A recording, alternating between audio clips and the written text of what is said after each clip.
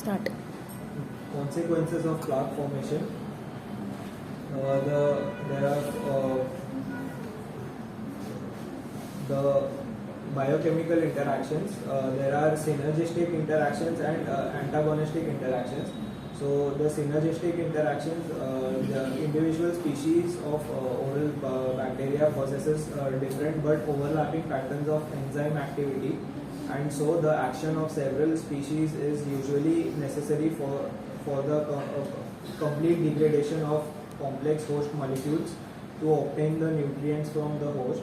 Extracellular polysaccharide are synthesized by many plaque bacteria that can be metabolized by other organisms. Important nutritional interactions is when the products of metabolism of one organism, that is primary feeder, becomes the main source of nutrients for the another, that is the secondary feeder. So antagonistic interactions, the production of bacteriocins inhibiting bacterial growth or limiting cellular activity of other bacteria, but the producer strains are resistant to this effect. Production of organic acids, H2 hydrogen peroxide, and enzymes affecting other bacteria. Low pH degradation from carbohydrate metabolism affecting gram-negative population. Replacement therapy, implanting bacteriocin producing strains. Implanting bacteria-producing strains of Streptococcus salivarius to reduce the group A streptococcal infection. So this is a therapy which is done to increase the healthy oral microbial population. And oral probiotics can also alter the colonization of carcinogenic bacteria, reduce plaque formation and gingival inflammation. Then cell-to-cell signaling. Biofilm provides close cell proximity, enabling cell-to-cell interaction. Quorum sensing. It is the ability of microbes for cell-to-cell communication. In gram-negative bacteria, the acyl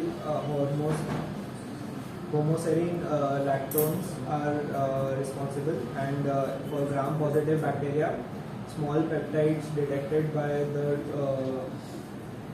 two component systems are causes the cell-to-cell interactions. In Streptococcus mutans, it uses a competent stimulating peptide for quorum sensing that increases DNA uptake efficiency and facilitate horizontal gene transfer, leading to biofilm formation and acid regulation by initiating protective responses during acid stress.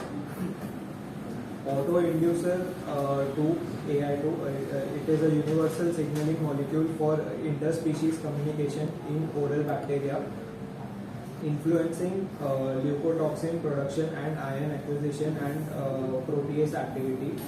The Streptococcus gaudini and P. gingivalis can sense Lux S signals with species-specific gene regulation patterns, down-regulating carbohydrate metabolism genes while upregulating hemine acquisition and protease genes, disrupting bacterial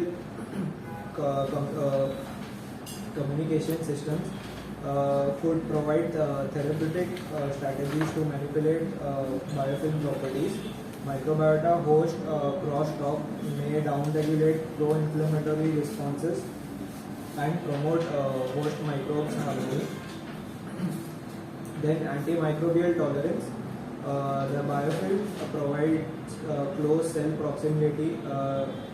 proximity, creating ideal conditions for horizontal gene transfer. So the competent stimulating peptides enhances DNA uptake by recipient cells in biofilms.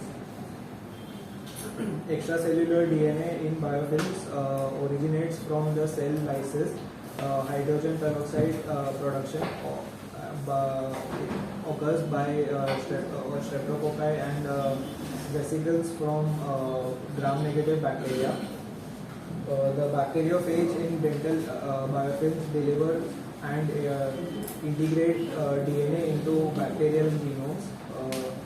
Conjugate transposons, such as those encoding for tetracycline resistance, transfer between streptococci in biofilm. Resistance and pathogenic bacteria like S. mitis oralis share penicillin resistance genes with common mosaic structure. The oral and pathogenic Neisseria species exchange genes encoding with penicillin binding protein. The dental plaque acts as a genotype reservoir, promoting the transfer of mobile genetic elements and resistant genes. The genetic exchange in biofilm has significant clinical implications, especially for antimicrobial resistance.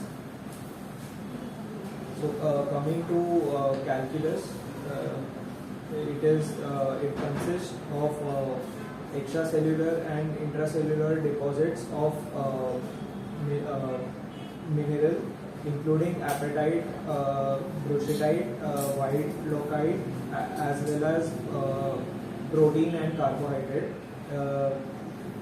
The location where it is found at supragingivally and subgingivally as an retentive area for biofilm accumulation.